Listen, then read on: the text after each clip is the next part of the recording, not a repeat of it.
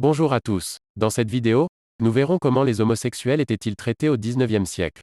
Merci d'avoir cliqué sur cette vidéo, elle vous est présentée par questions-réponses. Aujourd'hui, Xavier Bertrand, Rémi Béral, Samir Farid et Fedor Orwil vont nous présenter leurs réponses. Voyons la première réponse de Xavier Bertrand. Deux réponses de deux homophobes notoires, c'est beau. En France, les femmes tribades étaient pourchassées par la police. Elles étaient accusées de corrompre les jeunes filles. La police arrête les femmes qui s'habillent de manière trop masculine. Des rafles sont organisées dans des bordels pour lutter contre le tribadisme, des prostituées, ou pour arrêter les hommes gays. La médecine s'en mêle, en associant homosexualité et pédophilie. En 1814, les USA créent le crime contre la nature, pour condamner les gays, alors que l'homosexualité est ultra répandue dans la nature, rien de sociétal là-dedans. Je répète pour les andouilles. L'homosexualité est naturelle, l'homophobie est sociétale.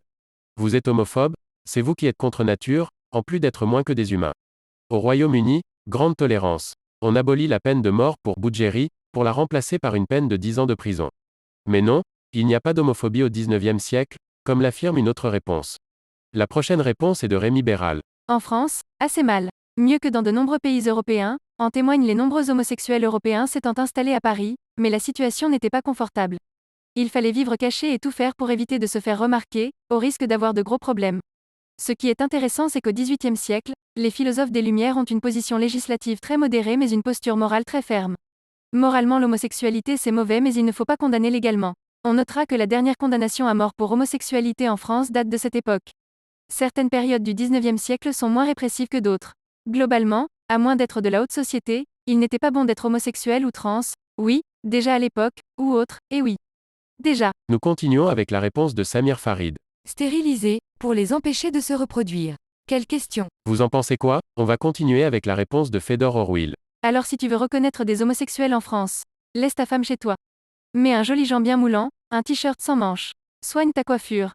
Un ou deux bijoux peut-être. Copie la démarche de Marilyn Monroe. Pousse de petits cris aigus quand quelque chose te plaît dans une boutique. Et là, je pense que tu risques de rencontrer un garçon ou un homme à qui tu plairas, mon chou. Bon trêve de plaisanterie. Tu crois quoi? Qu'en France on marque les homosexuels avec une étoile rose pour les reconnaître. On n'est pas dans un zoo. Ils sont comme toi. S'habillent comme toi. Et sont fiers de vivre dans un pays comme la France, comme moi, parce qu'on est libre d'y être ce que l'on aime.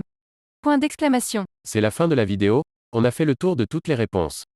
Si cette réponse vous a aidé, merci de nous aider aussi en laissant un like et en vous abonnant à cette chaîne. Ça nous permet d'avancer sur YouTube. Voilà, c'est la fin de la vidéo, laissez un commentaire pour nous dire si ces réponses vous ont plu. À bientôt.